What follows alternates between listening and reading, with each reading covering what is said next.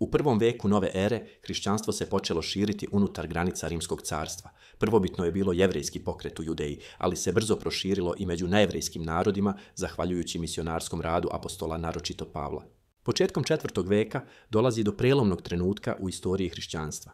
Do tada hrišćani su vekovima bili progonjeni, često prisiljeni da se okupljaju u tajnosti, u katakombama, privatnim kućama ili skrivenim mestima, jer su odbijali da obožavaju cara kao božanstvo, što se smatralo lojalnošću carstvu, i nisu učestvovali u paganskim ritualima ni festivalima. To se radikalno menja 313. godine, kada car Konstantin Veliki i njegov savladar Licinije donose Milanski edikt. Ovim dokumentom se hrišćanstvu priznaje sloboda ispovedanja. Ono postaje legalna religija, ravnopravna s drugim religijama u Rimskom carstvu. Time crkva izlazi iz senke, dobija državnu zaštitu, pravo da gradi crkve, prima donacije, pa čak i povraćaj ranije oduzete imovine. Konstantin počinje i aktivno da podržava crkvu, iako se sam krstio tek na samrti. U njegovom vremenu započinje bliska veza između crkve i države, koja će obeležiti čitavu kasniju hrišćansku istoriju. Drugi veliki korak dolazi 380. godini, kada car Teodozije I Veliki proglašava hrišćanstvo službenom državnom religijom Rimskog carstva. Od tog trenutka hrišćanstvo ne samo da je dozvoljeno, već postaje obavezna vera za građane carstva. Svi oblici paganstva i jeresi se postepeno zabranjuju, a crkva dobija ogromnu društvenu, političku i ekonomsku moć. Međutim, ovo povezivanje sa državom ima i svoju cenu. Crkva postaje deo carskog aparata, a carevi počinju da imaju velik uticaj na crkvene sabore, imenovanja biskupa i rješavanje teoloških pitanja. Paralelno s političkim i verskim promjenama, crkva počinje da organizuje svoju unutrašnju strukturu u skladu s rimskim administrativnim podelama. Gradovi koji su bili administrativni centri carstva, kao što su Rim, Konstantinopolj, Aleksandrija, Antiohija i Jerusalim, postaju i crkvena središta poznata kao patrijaršije. Svaka patrijaršija pokriva određenu geografsku oblast i ima duhovnu i upravnu nadležnost nad crkvama u tom regionu. Ova hijerarhijska organizacija učvršćuje autoritet crkve i omogućava efikasnije upravljanje sve većim brojem vernika.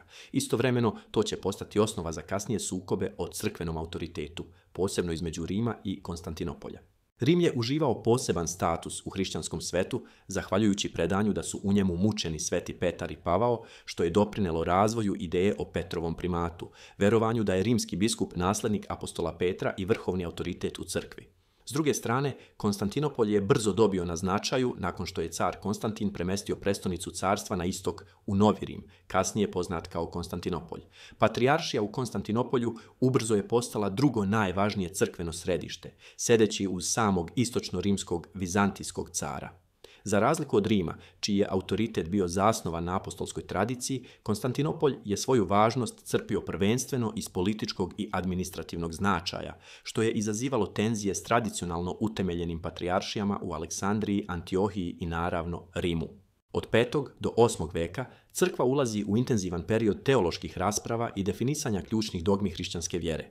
U tom razdoblju održavaju se ekumenski opći sabori na kojima se oblikuju službena učenja crkve.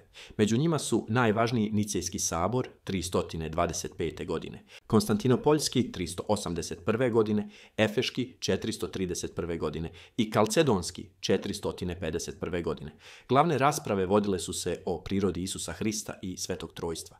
Iako su odluke ovih sabora bile zajednički prihvaćene, razlike u pristupu sve više izlaze na videlo. Zapadna crkva naglašava pravni, institucionalni i praktični okvir, dok istočna crkva razvija filozofski i mistični način teološkog promišljanja. U tom kontekstu dolazi i do prvih naznaka napetosti između Rima i Konstantinopolja.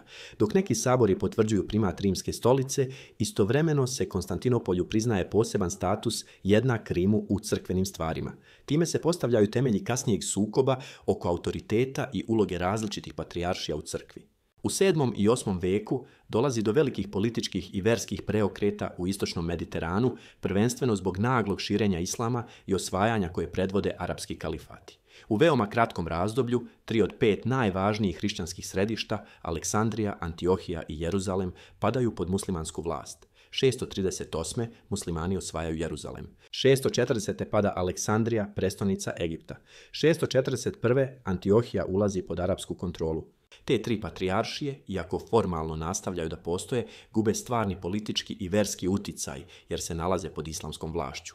Hrišćani tamo postaju vjerske manjine i njihove mogućnosti delovanja postaju ograničene. U sljedećem delu nastavljamo sa ključnim događajima koji su vodili ka velikom raskolu. Ako vas zanima kako se crkva definitivno podelila, obavezno pratite nastavak.